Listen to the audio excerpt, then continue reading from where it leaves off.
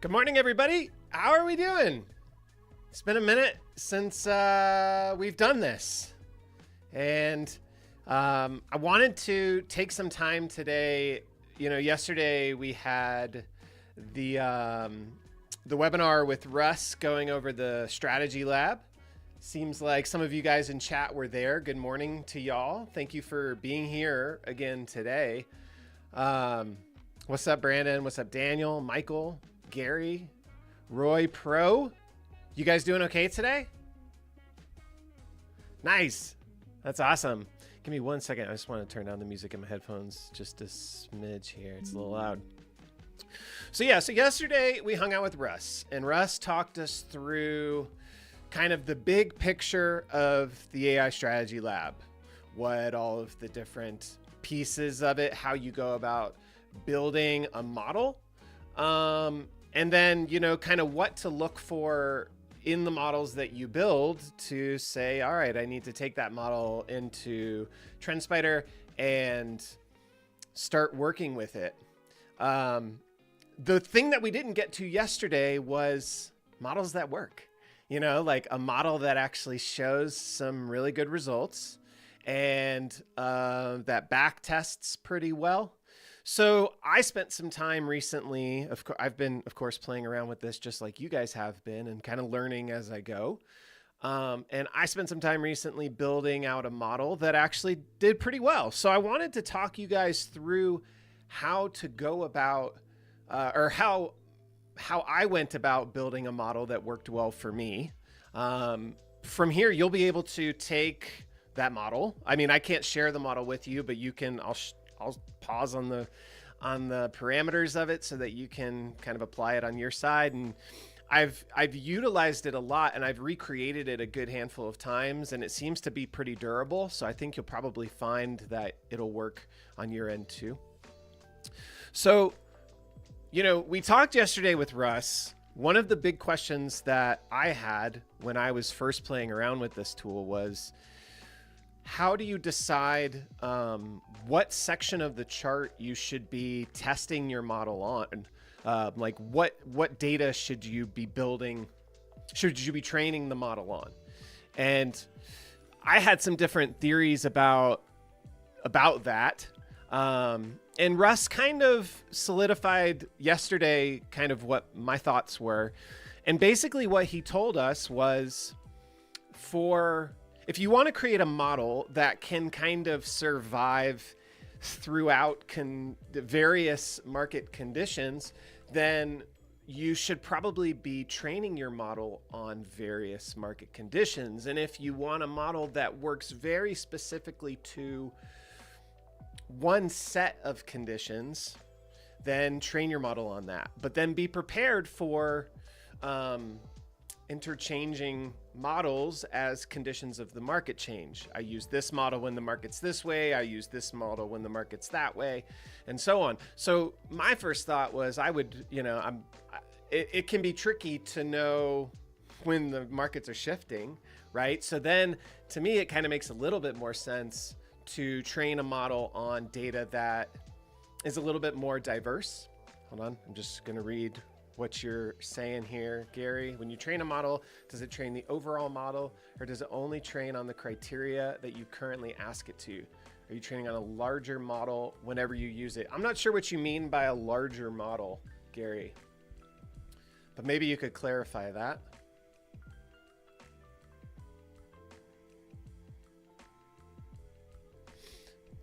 While I'm waiting for you. So anyway, like I said, my idea when I first started trying to put together good models was to look for areas on the chart that were kind of diverse. And so I'll talk you through kind of the process that I went through to create this one particular model.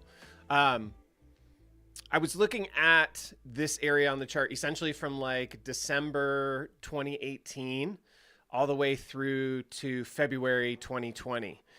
And the reason why I thought this area of the chart was like pretty interesting was simple, right? It's kind of got a bit of everything, right? You've got this big drawdown. Well, I guess it's from here. You've got this big drawdown. You've got a V-shaped recovery. you've got sideways action for a solid 6 months, and then you've got this nice solid uptrend for the remainder of that period. So that's why I kind of focused in or honed in on this section of the model. Yesterday, Russ told us that it's not good to train your model on current data, like the past, whatever, like just from whenever until now. He said it's best to train on past data so that you can then back test on current data. So I was looking for, like I said, just a diverse section of the chart that was somewhere in the past that had lots of, you know, maybe some volatility, had some big down moves, some big up moves, some sideways moves. And so that's the area that I identified. And that's where I started with the model. I started with training it on that particular data set. So essentially December 1st, 2018 through February 1st, 2020. And I chose the 1 hour time frame. I was just experimenting, so I didn't have a specific time frame that I wanted to be focused on. I just went with the 1 hour. When it came to the prediction window, I just stuck with the presets. The reason why, you know, mostly because generally when I'm trading, I'm trying to look for opportunities that offer 3R. So a reward to risk ratio of 3 to 1. That's how this is preset. 1.5% take profit, 0.5% stop loss in a 40 candle window. I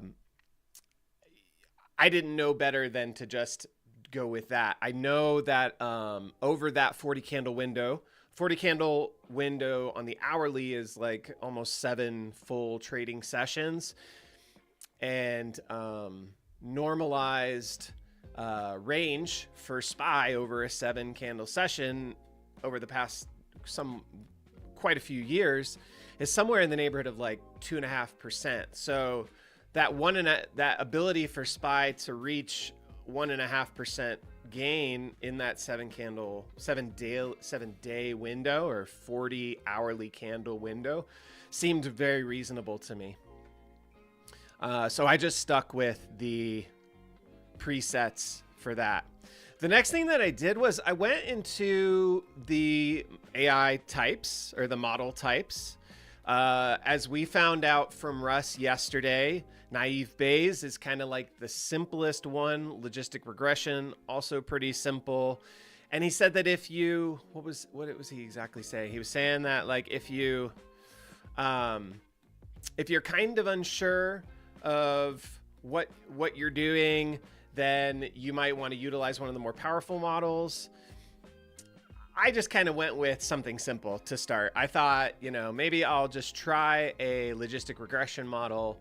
Because again, at the time when I was working on this, or when I was kind of like working through this, I don't know a ton about the model types. And I don't think it's necessary that you have to know a ton about the model types, but just that you have your simpler model types and then you have your more complex. And they come with, you know, they pull on different levers. If you want to know the specifics of what Russ said about these different model types, on our YouTube page, the webinar that we hosted yesterday is there. Everything is like category, or there are like chapters for all of the sections, and there's a model type section. You can go back and watch that. He gets very specific about, you know, if you have a very clean and clear idea of what your model inputs are going to be, perhaps use this particular type of model type. If you're just going to use some random model inputs, maybe you're going to use the LLM to develop the inputs for you, then you might want to use a more powerful model type. But anyway, while I was like experimenting, I started with the simpler model types. I just thought that was like kind of the right way to go about it. Just what made sense to me. Then when it came to model inputs, the first thing that I did was I went and said, just get AI suggestions. We have a list of different examples here. And I just grabbed the first one that I saw, which was RSI length, utilize multiple RSI lengths. And with the LLM prompt, it's going to go ahead and create those model inputs for me. My music just stopped. Why did my music stop? get this going again. There we go. Okay. Let me just check in and make sure you guys, Gary. Okay. Gary, for instance, training a larger model. A larger model they would be able to go. Okay. So Gary, what I'm saying makes sense so far. Okay. And so it spits out this, right? When I utilize the LLM prompt, it creates inputs for me. Very simple. It just utilizes a bunch of different relative strengths. And then it uses an average true range. There are some formulas in here. To learn more about the formulas, again, I would kind of recommend going into the documentation or going back and watching the webinar from yesterday. I'm still learning about the formulas myself. And then I just started training a model, right?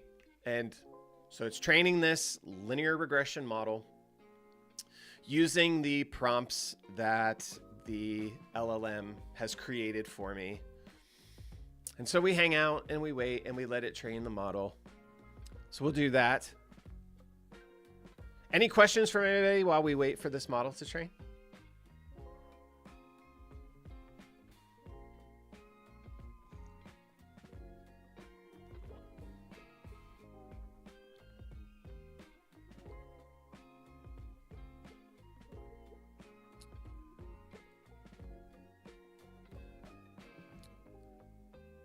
No questions yet? When you asked it to look at MACD and RSI, it seemed to have not gotten results yesterday. Is there a way to change things when you get no results? When you say no results, do you mean that a model was not created? Or do you mean that the model just didn't provide something that was worth digging further into? Because you can go in a model. I'll just go to maybe this one. I can go into this model and say build up on it, and when you build up on it, it brings all of the conditions that create the model back into your builder here. Okay, it couldn't find any opportunities. Interesting. If you get an error in the formula, got it. So yes, you should. It shouldn't delete the parameters that define how the model's being built.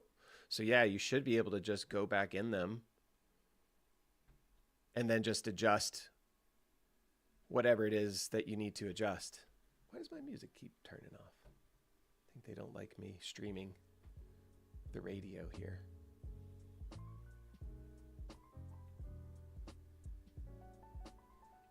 You limited it to RSI and it worked, but adding in both indicators. Interesting.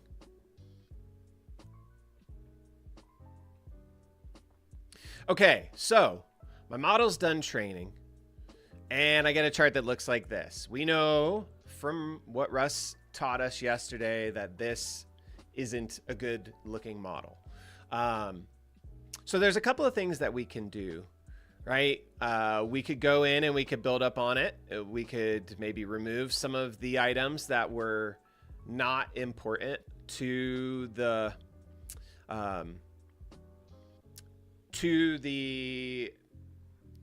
training, or we could try other model types. And so the first thing that I tried was try other model types. That seemed like the kind of simplest thing for me to do. It said this model cannot provide enough winning strategies.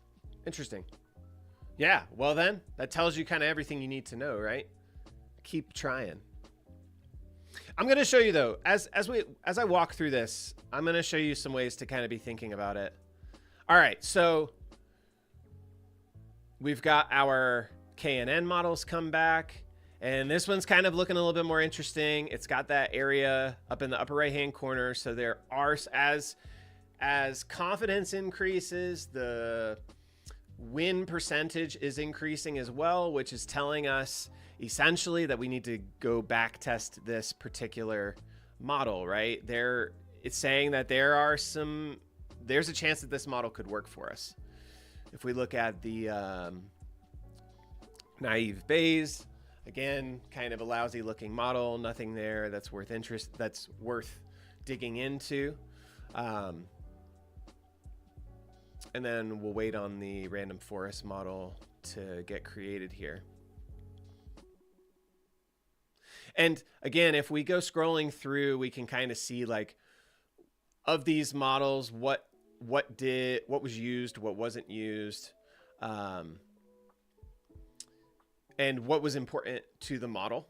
So clearly the RSI is important to the model in this one. The ATR is the second most important piece of this model. ATR looks pretty important here on this one too. So, and essentially we've got two models now that, okay, we should be exploring these a little bit. The charts don't look quite as clean as you would like them to look, but that's kind of where the building up on it comes into play, or at least for me, when I was working through this, I decided like, okay, cool. Well, I should probably build up on a couple of these models. Random thought, but my first thought was like, who uses an RSI of 3 and who uses an RSI of 5? Like I've never used either of those lengths as I've just never used those lengths. I've never used a 7 RSI length either. And so I was thinking about like kind of mimicking RSI length. Oh, are you guys, is my stream not very clean right now? I'm just getting an alert here. I was thinking about how I would use something like a moving average. You know, when you use moving averages, you're usually talking about multiple lengths. You got your short length, your 80 EMA or your 21 EMA. You got your 50-day moving average. You got your 100. You got your 200. That's where my head went. Like instead of using 3, 5, 7, what if I used like multiples of 14? Everybody uses 14. What if I use multiples of 14? So like 14, 28, 52 or 56, like using longer lengths instead of shorter lengths. So I removed some of the formulas that seem to be not very important to the picture, and I adjusted the lengths. So let me grab the model that ultimately I went with. So essentially, this is what I stumbled on. I took those relative strength, the RSI lengths, and just changed them. Made 156, 120, 128, and 114. And then I added and honestly, I just went into a custom formula. And when you go to create your own custom formula, the default here is the close. It's like the change from one close to another percent, like that was where my head was at. Like use this close, the current close relative to a previous close. And instead of using just one candle offset, I used a 20 candle offset. So I wanted to see just like a decent change in closing price now relative to 20 candles ago. And it spit out this model for me, this guy. And this model looked quite more like what I wanted to see. What I've been learning is kind of where you want to be when creating models. Up and to the right, right? As your win percentage increases, your confidence level increases as well. Now, obviously, as that win percentage increases and the confidence level increases, then you're going to be getting less signals, and that's okay. So I got this model back, and of course I tried to create some new ones using that one because, why not? Like, let's try and let's see if any of the other model types happen to perform better. So we'll just remove these guys because we weren't really super interested in all of them.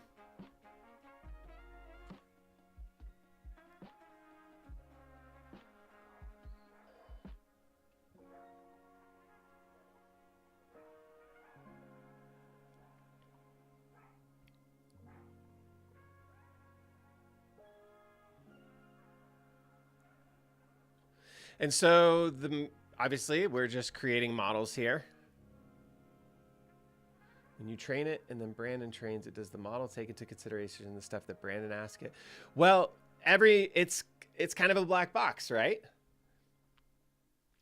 When you train it or when Brandon trains it, two different things are happening. What I think you're going to find, what I've found is that kind of generally speaking, I'm getting similar results despite when and where I'm training it. Oh, weird.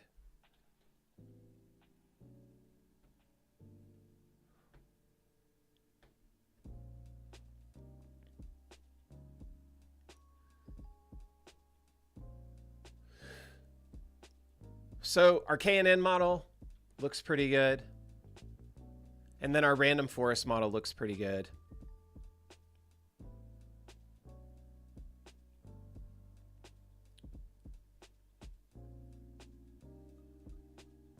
Oh, Russ. Russ, what's up, man? Glad you're here.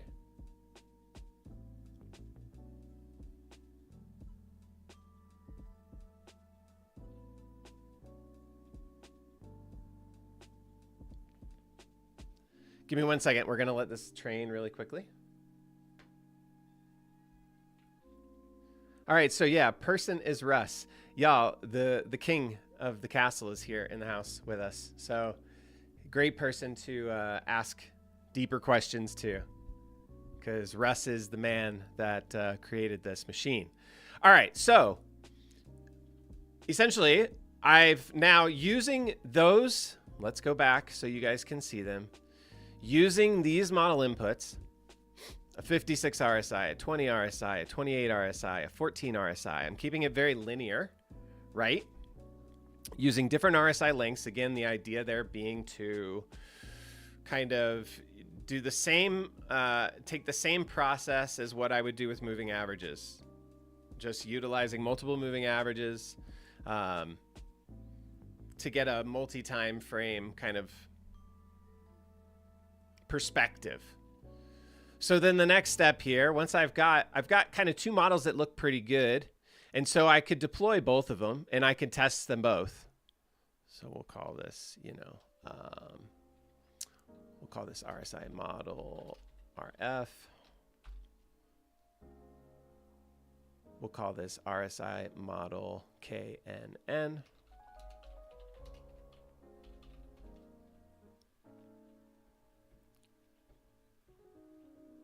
And so the next step is, of course, going into the strategy tester and actually putting these things to work and seeing how they perform.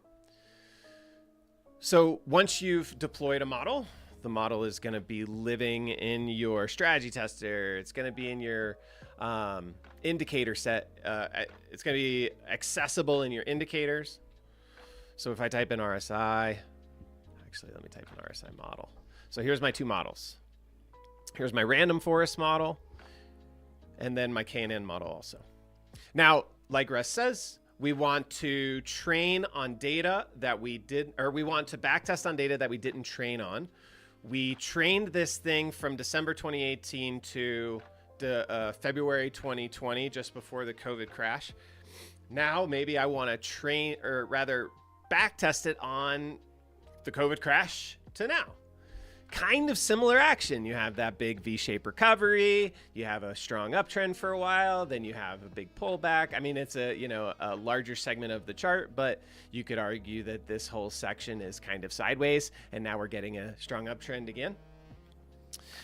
So I come in here and I adjust my window that I'm going to backtest on, February 2021, or rather February 20 until now. And run the test. And so again, this is my random forest model. And the random forest model, without any adjustment at all, this is what it gives me. Gives me a 56.4% return versus SPY over the same period is 83.6%. So it doesn't beat buy and hold. That's okay. Over here in tabular data is kind of like where I want to like study and see what You know, what's the reality of this thing? First thing I notice is max drawdown, negative 9.6. So pretty tolerable max drawdown relative to the asset. Max drawdown being like, what's the most you will draw down in a single position. So over the same period of time, SPY drew down at most 35.1%. So this strategy, although it doesn't be buy and hold, it's much kind of safer than just buying and holding, right? Because that drawdown is kind of contained. You got a reward to risk ratio 2.78, so it doesn't quite hit that 3 mark. That's okay. But kind of interesting, right? 56% return versus 83. It's at least kind of promising. The next thing, obviously, you want to test the other model. And you want to test the other model over the same period of time. So we'll go to 2020 here.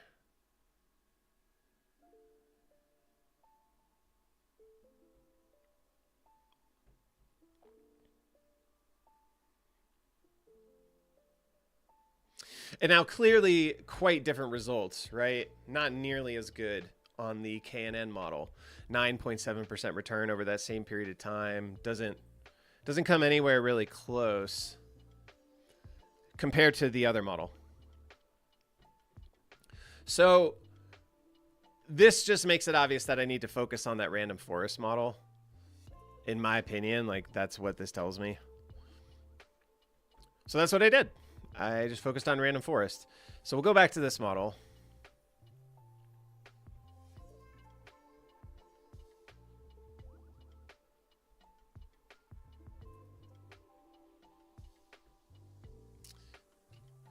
Yeah, we gotta remove some of these Gary, the notes on the chart. Okay, so my next thought was kind of like, you know, analyzing the chart. I mean, I like to take relatively simple approaches when doing things. And my first thought was like, analyze the chart, see where my entries and exits are. What's price action doing? Am I getting out and missing? Am I like missing big swaths of potential here?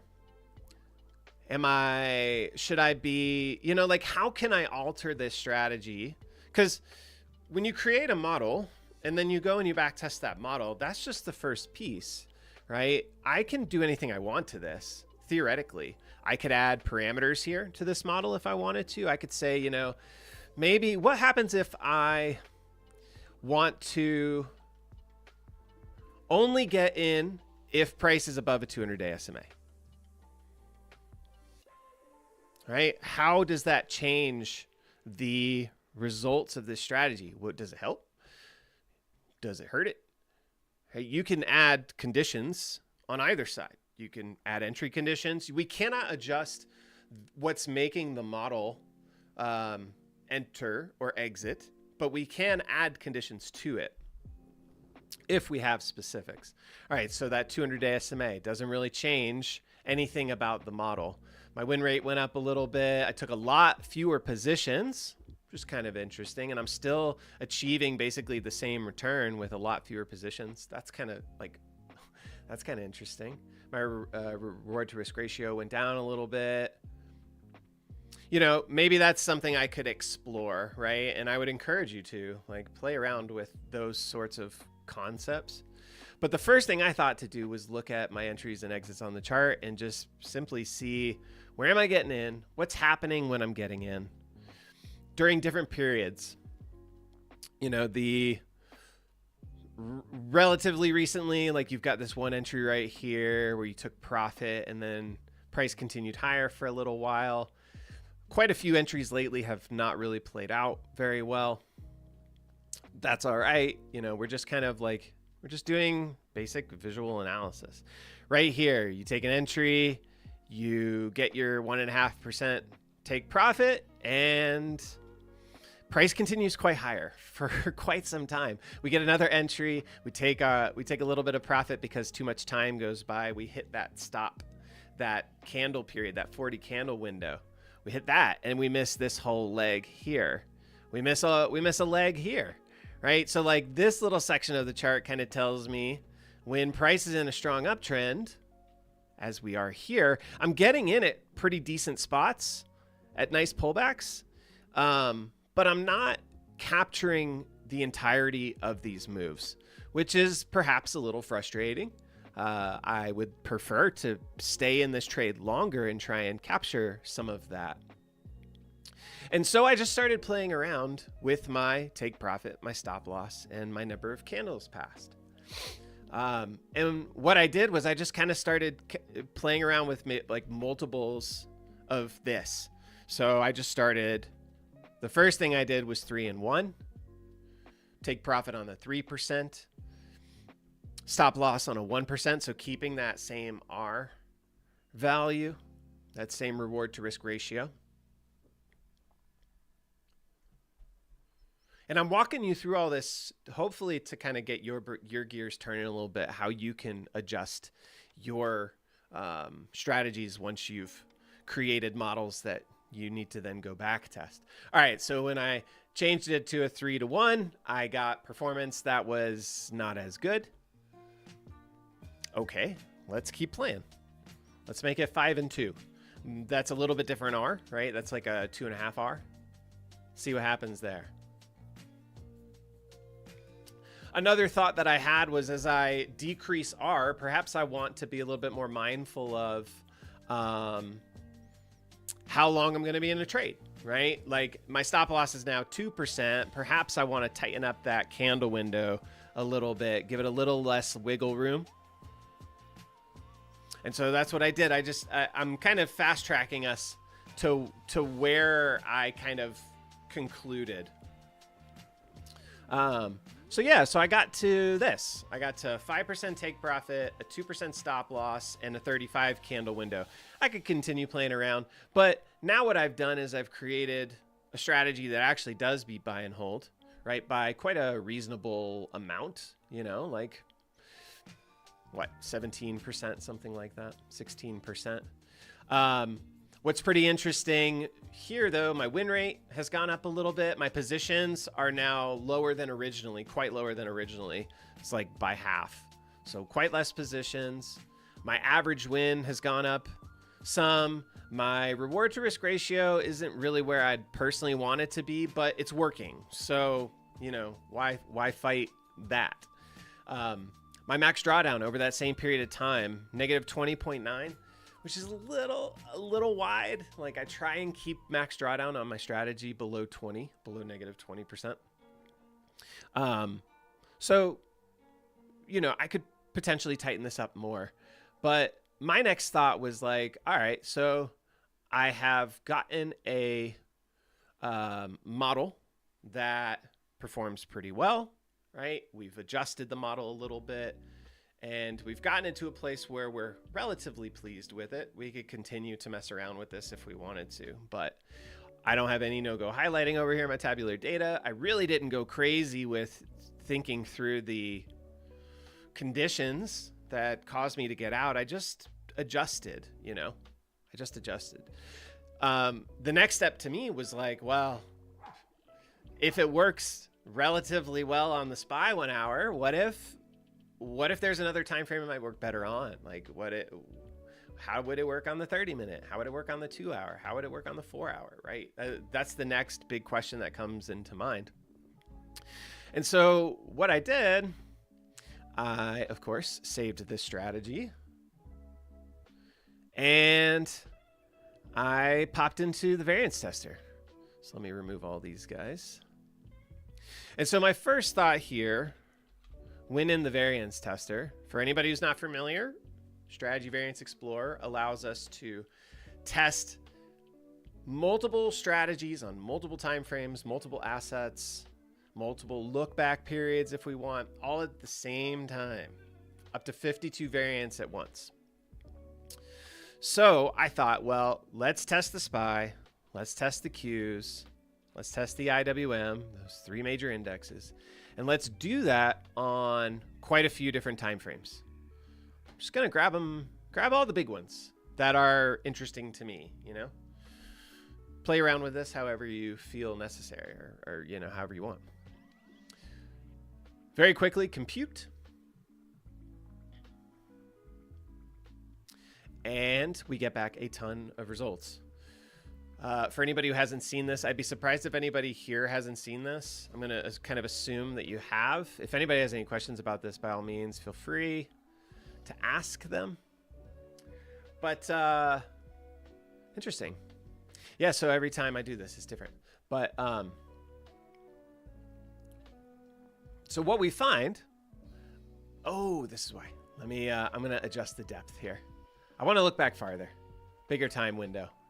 Because generally speaking, I like to test, whenever I'm running strategies, I like to test on a big amount of time because, you know, it's just kind of, it makes the most sense to me to do that. You want to get as much data as possible. And so we get all of this data back. And kind of what we find here is that perhaps the SPY isn't the best thing that we need to be looking for to use this strategy on, right? Maybe we need to be playing around elsewhere. The QQQ 2 hour shows some promise. You've got a return that beats buy and hold by like 70-ish%, 75%. On the 4 hour, we don't get anywhere close. The return is high relative to all the other returns, but relative to buy and hold, not so great. The SPY 4 hour returns pretty good, not quite as good as buying and holding. So I just like am looking at these values and comparing them to the asset performance over the same period. Now, when you're analyzing the results of your variance testing, you always kind of want to be mindful of everything here, right? These are all levers and they're all going to impact the strategy. Yes, your ultimate goal is, I would imagine, a strategy that outperforms buy and hold and does so in a safe way. Well, when we look at max drawdown of the 2 hour on the QQQ here, negative 30.4, that's hot. That's like pretty high. The whole point, at least for me, of enacting a strategy like this is something that I would be building in order to turn it into a bot that then could just trade on its own for me. That 30% drawdown is sticky. It's a little too high, in my opinion. You might be able to deal with that. It does better than the buy and hold over the same period, as far as max drawdown is concerned. Your reward to risk ratio, 1.87, right? You need to be thinking through all of these different things. But let's just say you wanted to explore that QQQ 2 hour. Maybe that's worth exploring further, right? The whole idea of the Variance Explorer is to show us things that we didn't know before. And to show us all of them relative to one another, because I could do these tests in the strategy tester one by one, but then, you know, obviously manually writing down all this information is silly and not going to happen. So this is just our quick and easy way to say, all right, we got a strategy that works. Let's see if it works anywhere else. And so the Qs show promise, right?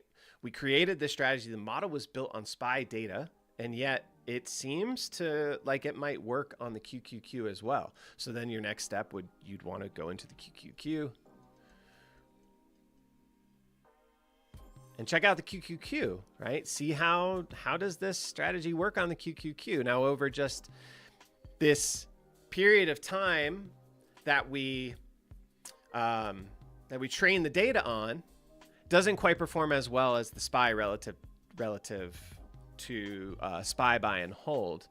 But because we didn't train this on QQQ data, in theory, we could go back. Yesterday Russ told us the importance of not back testing on training data.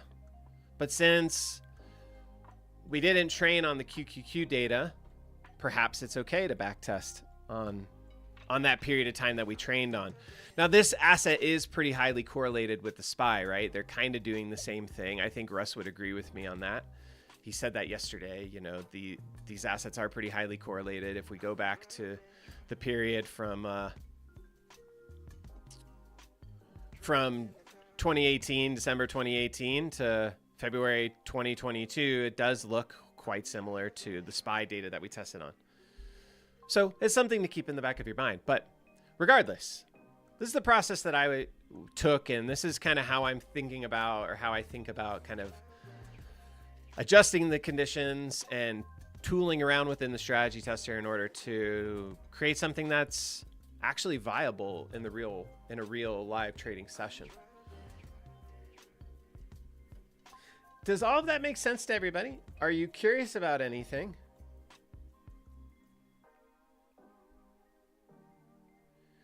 Is there any other questions that you guys might have? I don't want to, get super long-winded here. We've been going for about 45 minutes. We could always also kind of tool around with some other models for a bit. One thing that that we were playing around with on our own here was going in and let's just do it.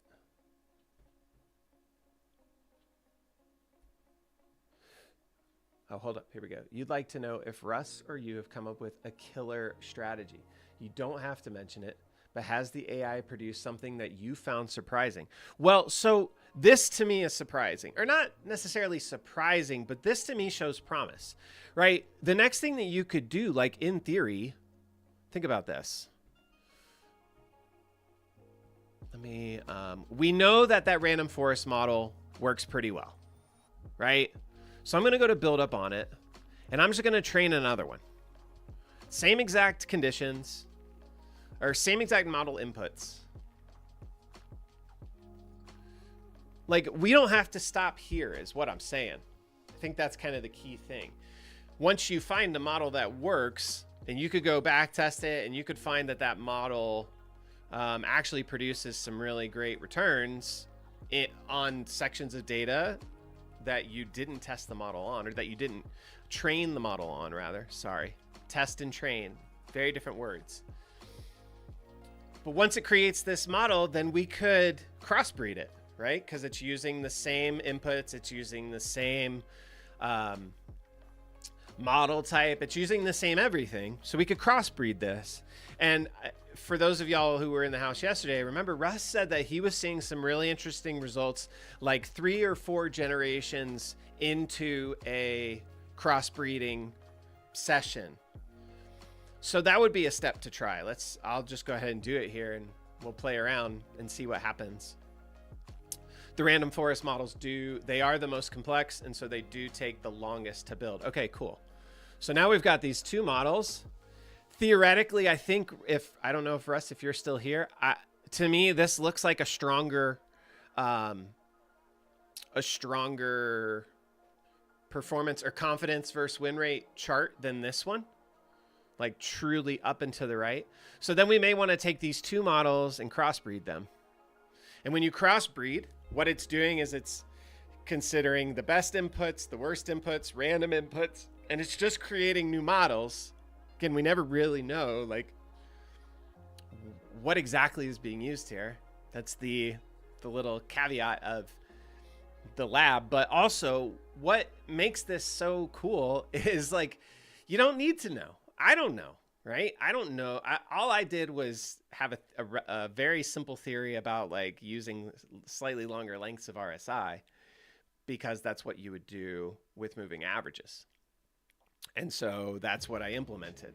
Like, I didn't know how to implement them. I don't know how the lab is implementing them. And if it kicks back models that suck, then cool, delete the model and move on, right? There's like I have no real buy-in here for models that don't perform well. Can you create a model to control a tax lost harvest situation? Wow, I have no idea. How would you think through that?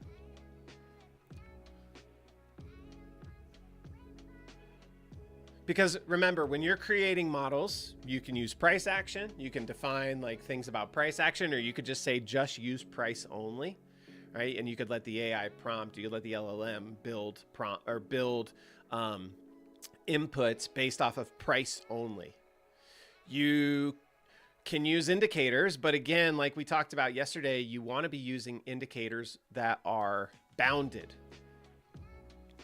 Moving averages, you can't use moving averages you can't just say moving average, because a moving average is unbounded. Right now it's at $5. 1 minute from now it's at $5.50. 3 days from now it's at $6.20. 7 days from now it's at $4. You know, like, it's unbounded. You need the boundary of an oscillator, like an RSI.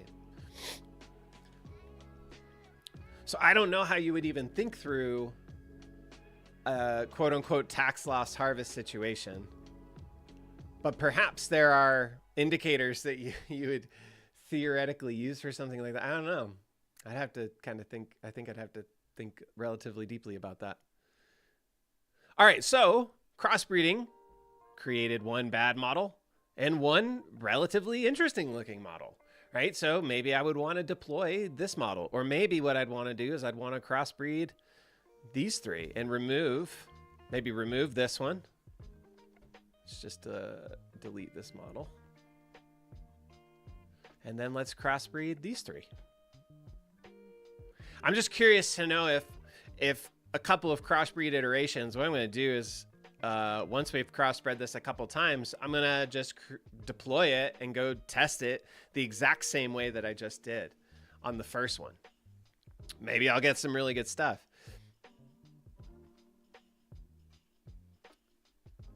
Again, I want to, if you want to play around with this on your end, feel free to like screenshot these inputs and input them in exactly the same on your end.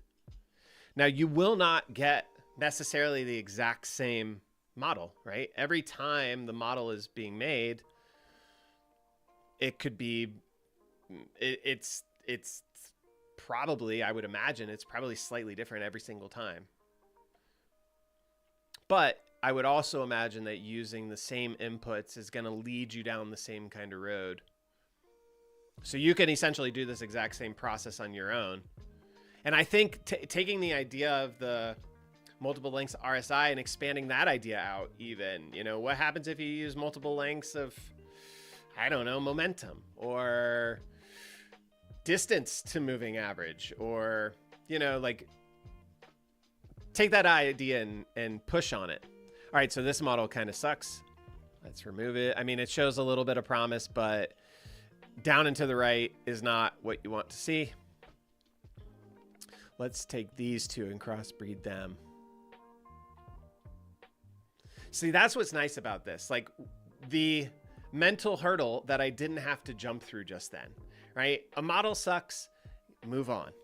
When you're building strategies, like algorithmic strategies, you are putting effort into, all right, I should use this moving average. I should use this RSI. I should define this percentage change over time. I should look for the cross within this many candles, right? And with each piece of effort that you put into that, the mental piece of effort that you put into that, if the results aren't where you want them to be, it can be pretty frustrating. And when it comes to building models in the lab, it's just fun to do this, you know? Like, how can I just press buttons and create models? I don't have to think through the why is it working. I just have to find models that happen to look good and then utilize them. All right, so now I got 4 interesting looking models. I'm gonna go with this guy because I don't know, why not? Let's deploy this one. We'll call this RSI model crossbred or crossbreed and proceed. And let's go back to our original thing here.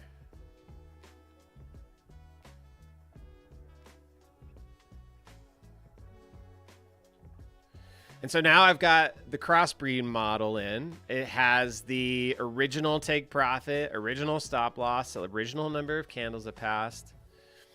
Let's test it over that same period of time that we've been testing it on, from February 2020 to now. Again, remember this model was trained from December 2018 to February 2021. So now this model, look, like our first random forest RSI model had really nice performance. Did it not? When it trained over that data, or rather when we back tested it over this data, it was like 53% return versus 83% on the SPY. So it actually performed relatively well. It showed us, okay, you can explore this. You need to try playing around with this a little bit more. And this right off the bat's kind of saying like, well, the results are not very good. So maybe that model doesn't work very good. Now, in theory, like I could tool around with my take profit stop loss. I could try adding conditions on the front end. I could run it through the Variance Explorer, but right off the bat, it's like, this isn't really very compelling. So go back to the lab and maybe decide, hey, this model, I'm not that interested in it. Let's just move on. I want to find models that show me something pretty quick. So let's try this one. Or rather, oops, didn't mean to build up on it. Let's deploy it. And let's call this one RSI model crossbreed, because I removed the original. Move that first one. Now, again, I don't know that this is going to work. But the point is that it's just simple to get from point A to point B. That's really the big point. And that's kind of like what I hope you guys are doing on your end. So see, it doesn't work well either. Okay, cool. Good to know. Maybe crossbreeding isn't quite the way to go on this, or maybe I need to crossbreed more. But I get to that very, very, I get to that understanding very quickly and without very much work, without much effort really being put into it all. So I think that's really what this tool is all about. It's about just trying stuff. One of my colleagues has been calling it shaking the magic 8-ball. And I think that's a really good way to think about it, because that's kind of what we're doing. We're shaking the magic 8-ball. Is something going to work? If it does, cool. Let's start deploying it in some way. Let's maybe start forward testing it. Let's see if it can continue. If it doesn't, then just let it go. Keep on moving on.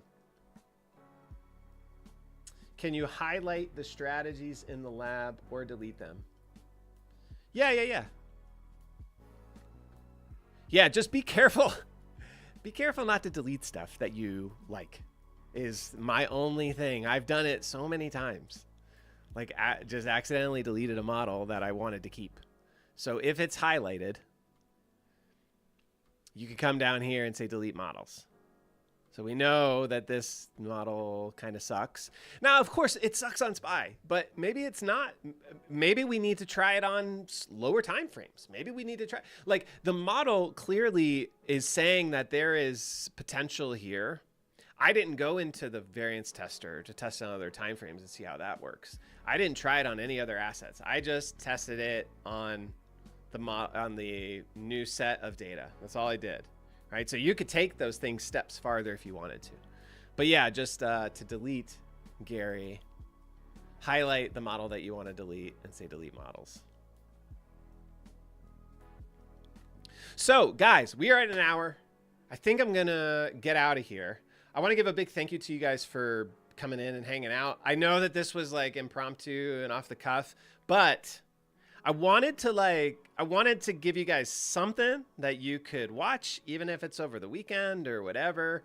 If you're here, obviously you're here, but we are just a couple of days away from the section of the sale where we're offering free trials. That is going to be going away on Sunday. And so I wanted to talk you guys through the process of building a model into something that actually shows promise and does actually show some pretty positive returns, so that perhaps if you were on the fence about getting yourself a TrendSpider account, maybe this might be the thing that at least gets you into the, I'll give it a try. You know, we got 7-day free trials right now through Sunday. That deal goes away on Sunday. So you have until now, or you have until Sunday evening to sign up for a 7-day free trial. You got nothing to worry about if you're just trying it out. Play around with this thing because it's really fun. And I think that as long as you bring to it a little bit of your, your experience as a trader, kind of loosely what works, kind of what doesn't work. Bring some of that mentality to the creation of your prompts, or just explore those LLM prompts. You might be able to find something with them. As I said,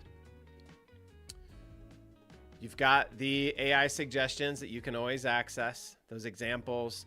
One thing that I actually did was I went into ChatGPT and I said, create prompts for building model inputs for an AI strategy lab. Like, I essentially told it what I wanted it to do, like new prompts. So I took these prompts that we have as examples, I put them in as example prompts and said, make me new ones. So you could just do that in ChatGPT, copy pasta these ideas and say, create 20 new prompt ideas using these as an example. Don't copy them.